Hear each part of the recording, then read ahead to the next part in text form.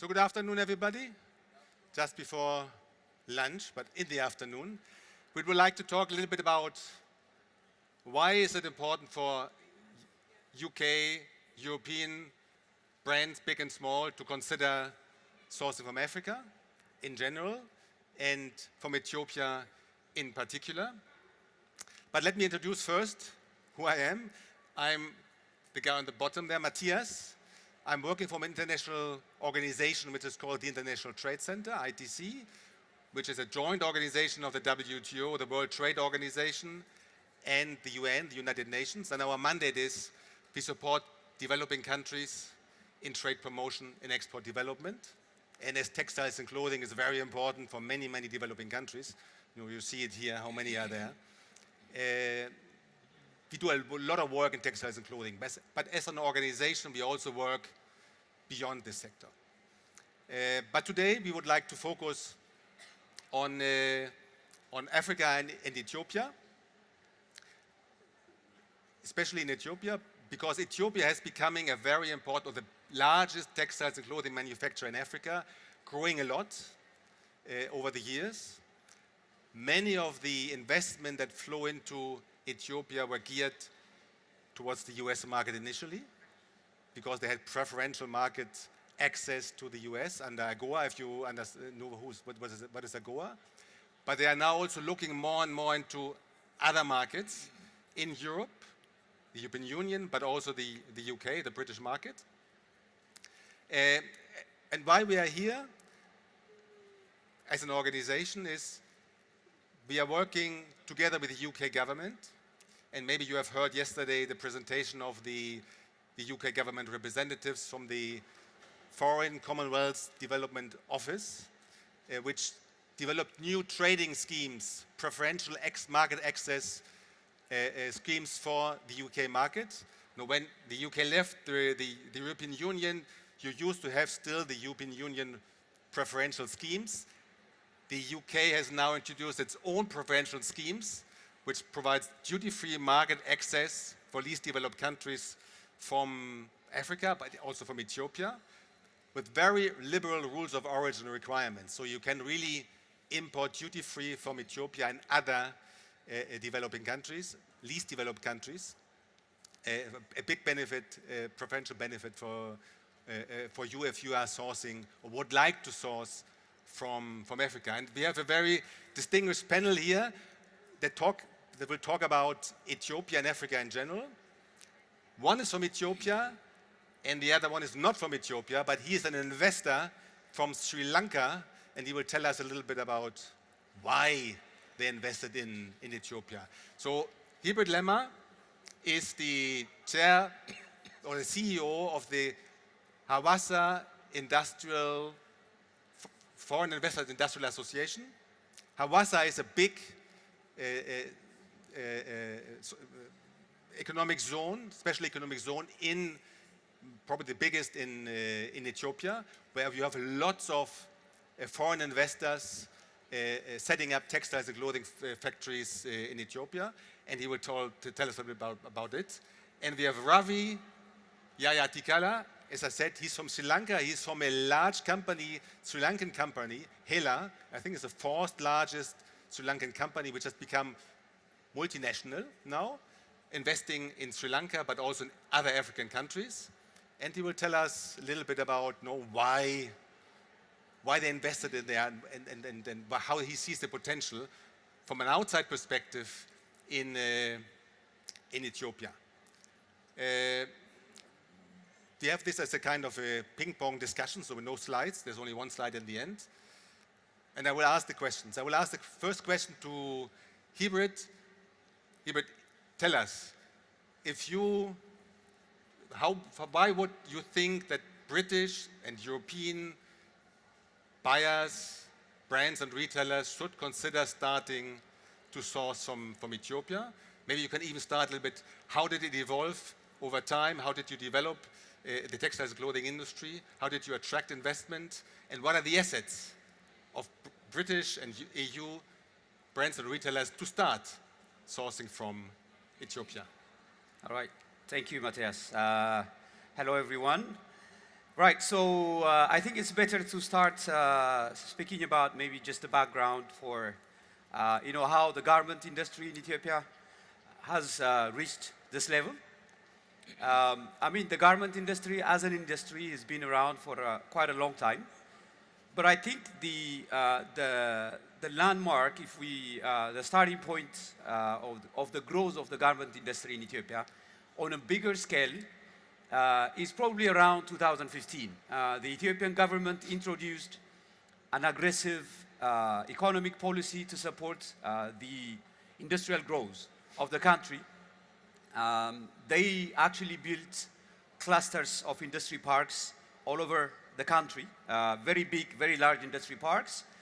And they identified the garment and textile sector as a priority sector because it generates employment in a very short time, as you all know.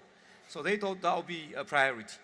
And to attract, so they know also the garment industry, foreign investments have to be attracted. So to attract foreign investors, they introduced a lot of incentives, policy incentives, and they also built this world-class industry parks. One of them is the one I represent, the Hausa Industry Park, which is, sitting on 1.6 million square meters. Just to give you the scale of, can you please just project the video? So just to give you the scale of the industry parks. And this is one of the largest industry parks actually in sub-Saharan Africa, sitting on 1.6 million square kilometers. So the idea is to build those plug-and-play industry parks and they attract the foreign investments such as Hella here, so they can all they have to do is just bring the machineries and start operations. At the same time, around 2005, the AGOA scheme, the free market access for sub-Saharan Africa was coming to an end on 2015. It was extended by 10 years, 2015. So consequently, brands like PVH identify Ethiopia as a potential hub, the garmenting hub. So they invited a lot of their suppliers, and they actually PVH invested in this industry park. So if you see from 2017 onwards, the export numbers in Ethiopia have grown almost by 50%. That is, 2017 is when the Hawassa Industry Park has gone operational, right? So right after that, we've seen a lot of growth until recently. So by 2021, only this industry park was representing 40% of the country's exports in the garment sector. And if we projected that same growth, by 2027, it was estimated that the garment and textile exports will be the #1 export in Ethiopia, before the agriculture, the classic exports, the coffee and other agricultural products. Well, in the middle, some headwinds happened. One of them was COVID, but the other one, the major one, was an internal conflict that resulted in the withdrawal of AGOA. So most of the garment manufacturers were focusing on the American market because of the way it all started. So 80% of the exports from the country was going to the US. So we lost the free market access to AGOA about 2 years ago. So a lot of the companies in Ethiopia have started to look for alternatives. Now, after the withdrawal of AGOA, a lot has happened. There is a peace agreement with this conflicting parties in the country. A lot have been improving, but also Ethiopia remains a big potential for foreign investors because it's the second largest, the most populous country in Africa, 120 million population, mostly young and trainable, abundant labor force. The cheapest electric power cost in Ethiopia, 3 cents per kilowatt hour, probably the cheapest in the world. And a lot of incentives, as I told you earlier, in Ethiopia. And now, 7 years down the line after the introduction of the government policy and after a lot of large multinational Southeast Asian, mostly companies working in Ethiopia. We've had enough time to train, to have a trained workforce. So I think in the way forward, Ethiopia is a good option because, as I told you earlier, after the loss of AGOA, a lot of manufacturers are looking forward to diversify their market, especially in Europe, and also large abundant workforce and a good supportive policy from the Ethiopian government, and the huge capacity in those excellent world-class manufacturing facilities. Great, thanks. And maybe one word about, you also have a history in textiles and clothing. No, it's not that it's new. There's a lot of artisanal handloom development going on in Ethiopia since many, many years. Absolutely, yes. So the garment sector, the garmenting sector has always been there. Weavers in Ethiopia were there. We grow cotton since thousands of years. There is a culture of making cotton fabrics from a very long time.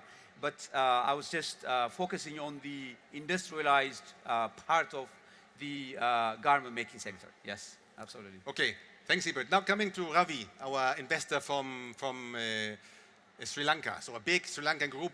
Ravi, you as the general manager of the operations in Ethiopia, Addis. Why did Hella go to Ethiopia?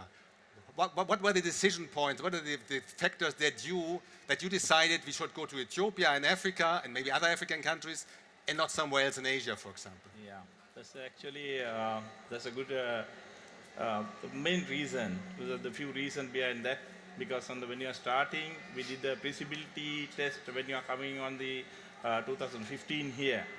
With that, we identified there's a ample labor availability, as Hibret mentioned, on the 120 of the population, 50% of the represent of the young workforce. Then with that, we saw that capability. With that, the Hela, as well as some other companies in the Sri Lanka, as Isabella, as well as the Hydramani, and as well as some multinational companies, which came from the JP Textile and the Epic, as well as the Aravind, like that companies came to here, the Ethiopia. This is one of the first reason. With that, we saw that they have the government support, which is to build all the industrial park with all the facilities as a one destination, which is all the supportive for the investors, like EIC, that's Ethiopian Investment Commission representatives, as well as the customs, banks, and the telecommunication, and all in the one compound. Then that will always support to the investors actually.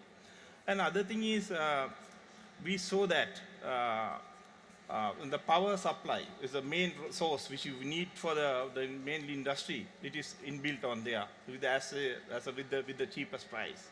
And other thing is, we saw that the trainable workforce with us, which is mostly who can speak on the 99% of the who can speak in English. This is easy to communicate, and the trainable workforce is there. And other thing is, here there's one university which is dedicated for the textile and apparel manufacturing, and for that, with the support of that, we'll create that capability with the technical staff to absorb, to support the development of the industry actually. Those are the few reasons on that. As well as the HELA. If you get the HELA is a social capitalized company which is been on the last 40 years in the industry. Then what we wanted to cascade all our the technical know-how to the country like Ethiopia, which is newly building this industry. Those are the few reasons which came to the Ethiopia actually. Actually, you also told me that at the beginning you had quite a number of Sri Lankans working in the factories in Ethiopia, but now this has been reduced substantially with the local managers, middle managers, and so on. Exactly, yeah. That's a good point actually, because when you start in, there's a lot of expats we brought in, because there's a newly started the company, because earlier we started with the 60 people expats, technical staff with this stuff. Actually, after the 5 years period, we will be able to reduce into the 15 people. that is we identified there's a trainable and always willingness to grow and to learn as well as the commitment to the result. That type of who can get the leadership as which we can develop on the next future the leadership. There's inbuilt in there. Okay, great. Now let's change the subject, go back to Hibret. Everywhere and also in the show, there was a lot of discussion about sustainability, about social and environmental sustainability. So what is Ethiopia, what is the Hawassa Park doing in order to ensure potential clients from the UK and Europe that you adhere to social and environmental sustainability, to make sure that the sourcing managers that want to buy from you have a good night's sleep and don't need to worry about compliance issues in Ethiopia? Yes, so thanks, Matthias. As I mentioned earlier, the manufacturers in industry parks are major international manufacturers, and mostly we've been exporting to the US. Obviously, we have to do a lot of compliance tests. So many of the buyers will come, they will have their own internal audits, but a lot of the companies, to start with, Ethiopia uses, in terms of environment sustainability, Ethiopia uses 100% renewable energy. The power that is used in industry parks is generated from hydropower. Ethiopia uses hydroelectric power 100%. This is one in terms of sustainability. If you go to industry parks like this, we have, in addition to that, by the way, we have a dedicated power station. Each industry park has a dedicated power station, meaning that limits the power outage. At the same time, it's guaranteed that you'll be using this hydroelectric generated power. In addition to that, those facilities have zero liquid discharge, limiting the water wastage. This facility, the Hawassa Industry Park, is probably the largest in Africa with a zero liquid discharge inside it. From the get-go, when you start investing in Ethiopia, there are already these facts. In addition to that, companies, most of the companies have certifications like HIGS, SEDEX, RAP. We also work a lot in terms of social compliance and social sustainability. We work a lot with ILO. One of the projects we work on is Better Works, and almost all the companies in our Hawassa Industry Park are certified, Better Works certified. We do have a lot of projects where we have grievance handling mechanism. Obviously, all the companies have their own grievance handling mechanisms.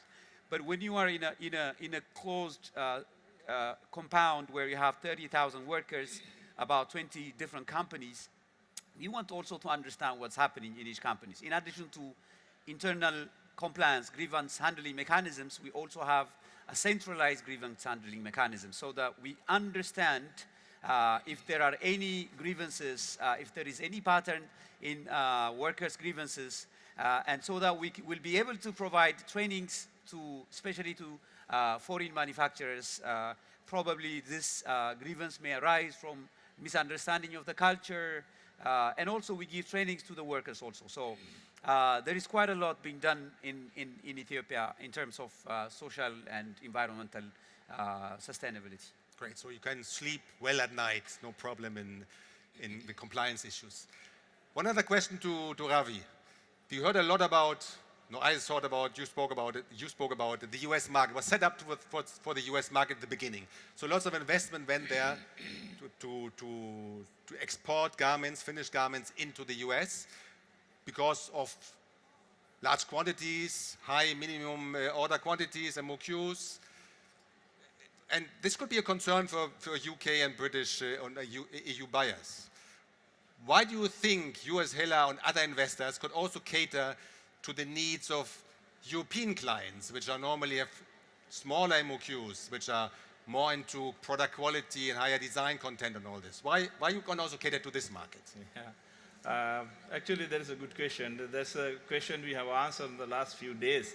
Who is coming out and asking the same question.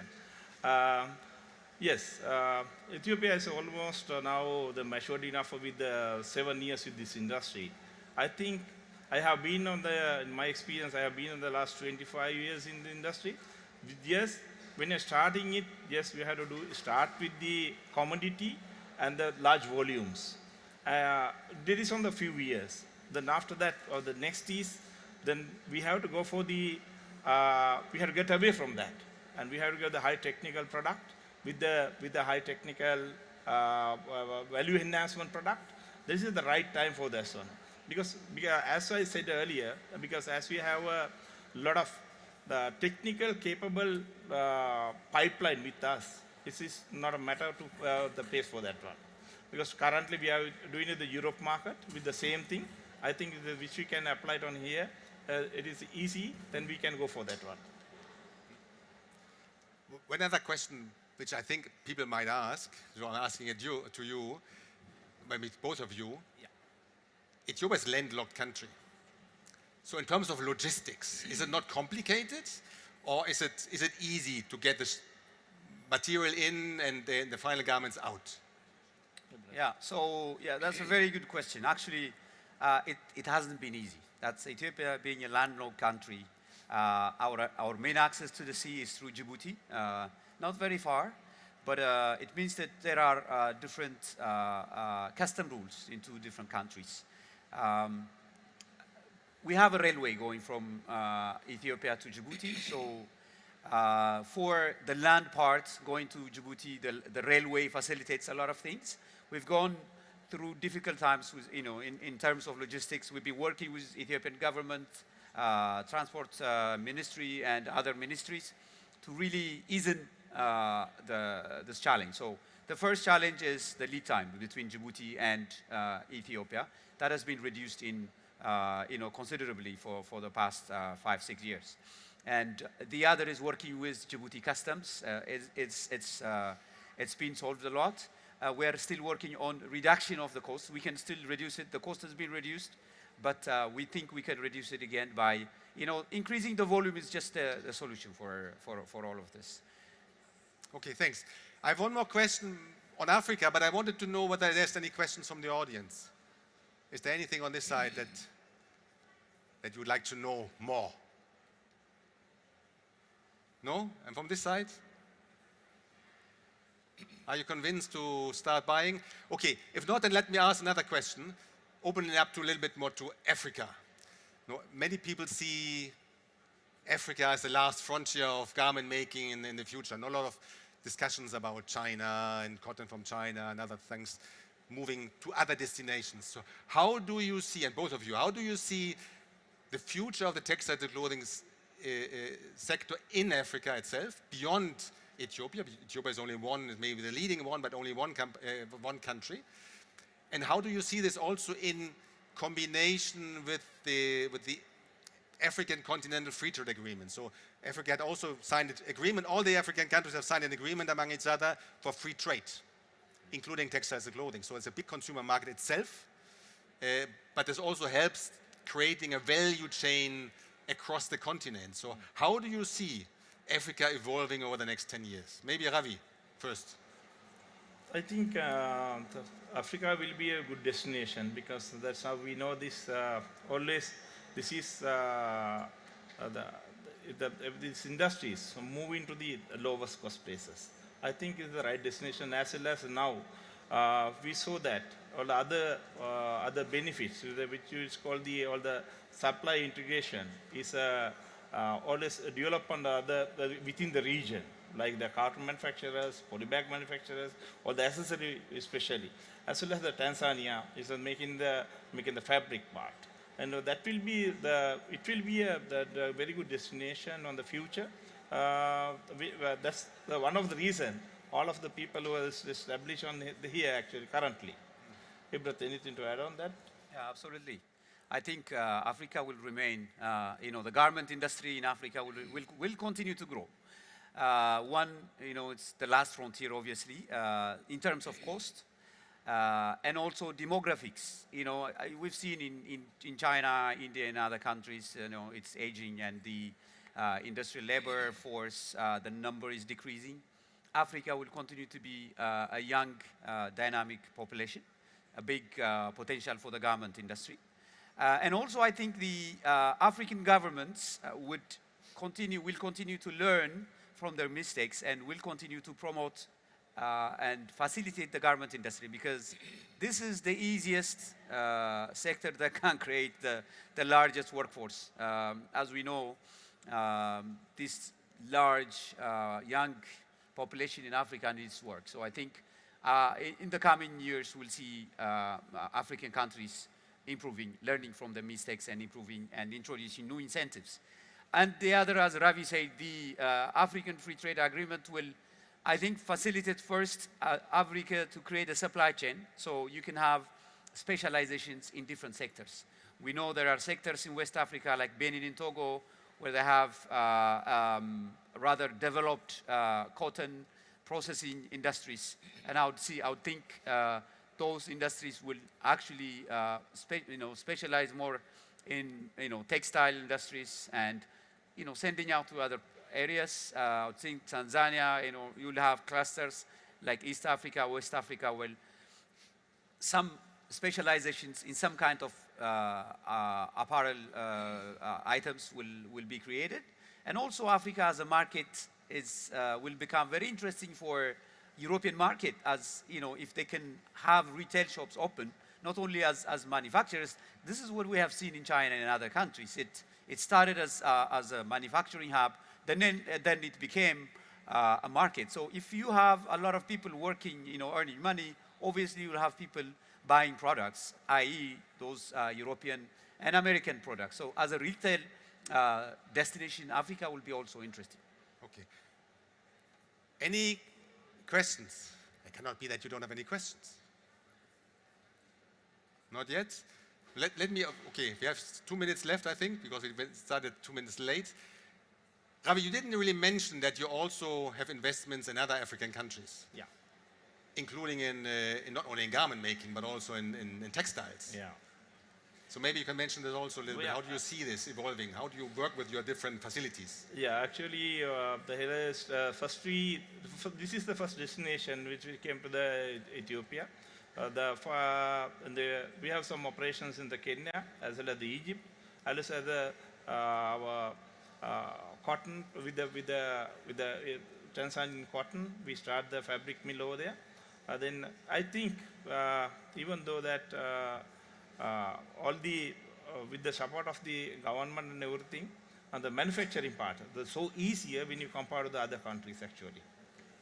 Okay, maybe last one question, Hibret. There's a big trade fair coming up in Addis. Maybe you want to tell us about it. Thank you very much. So there is the apparel and sourcing, African apparel and sourcing fashion week happening in Addis Ababa, the capital city of Ethiopia, in between November 3rd to November 6th. This is the largest sourcing trade show in Africa. And parallel to that, we're organizing a buyer summit where we're inviting especially European buyers to come and visit those facilities in Ethiopia. So I just would like to inform you this, and you are all welcome. Anybody interested, you can reach out to me. We can see how we can facilitate. If you can send your buyers so we can, see what is being done over there. Thank you very much. Okay. And last chance, last order. Yes, we are in the last order. If not, thanks very much. I mentioned at the beginning that we work with the UK government to support these 2 countries and other countries as well. The 2 countries are actually Ethiopia and Madagascar. You find them over there. And what we have done with the companies, we have not only brought them to the trade fair, we have been working with them also along the value chain. In compliance issues, yes, but also in improving productivity, efficiency, material sourcing, other things. So you can be assured that these are good companies. So if you want to see some of them, they are in this part over there. Otherwise, we are happy to answer any questions if you just come to us. Thank you. Oh, you have a question? Okay. You have a microphone? There's a question. That's good. Hi. Is there GOTS certification available? Sorry? GOTS. Yes. Yes. So Some how of many the companies are certified GOTS, yes. Okay. Now we're getting warm. Warming up now. Are you offering any economic incentives for young designers or people who have a smaller platform in the fashion industry? I think I'm not very sure if there is. I mean, the incentives in the. I mean, by the way, I'm not from the Ethiopian government. I'm from the private sector, so I'm not well versed on the situations. But I think most of the incentives that are there are centered into exports. So that's really to encourage exports, of the country. So I don't think if there is any supports from designers. But what you would want to look into is working with companies manufacturing within the country. They have a lot of CSR activities going on where they support a lot of young talents. So, yeah. But I think that was your question, no? It was, are you a UK-based designer who would like to look for manufacturing Indeed. facilities, no? Absolutely. As a UK designer, I would love to invest more in Africa and other regions in Sub-Sahara. So that's why I asked about the economic incentives. We can make a platform, right? We can make a platform for them. Yeah, I think what my friend here is saying, we can definitely create a platform for people like you. Yeah, definitely. So go and visit them. Any other questions then? Now that we're getting warm. Keep in mind, if you are a UK buyer, a EU buyer, a South African buyer, a Canadian buyer, it's all duty free. And hopefully, if you're a US buyer in the future, it will become duty free again. Sites under are AGOA. it's coming back, yes. Okay. If no other question, then thank you very much. And you can always come to us.